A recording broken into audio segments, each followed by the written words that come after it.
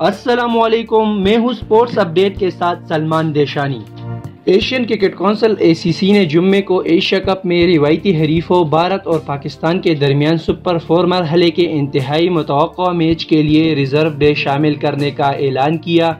یہ مقابلہ 10 ستمبر کو کولمبو، سری لنکا کے مشہور پریماداسا انٹرنیشنل کرکٹ اسٹیڈیم میں ہونا ہے۔ ICC کے بیان کے مطابق بھارت اور پاکستان کے میچ کے دوران موسم کی خراب صورتحال کی وجہ سے کھیل میں خلل پڑنے کی صورت میں میچ اگلے دن 11 ستمبر کو اس موقع سے دوبارہ شروع ہوگا جہاں سے اسے معطل کیا گیا تھا۔ اس فیصلے کا مقصد اس بات کو یقینی بناتا ہے کہ کرکٹ کے شائقین کرکٹ کے دو بڑے اداروں کے درمیان اس سنسنی خیز مقابلے سے محروم نہ ہو۔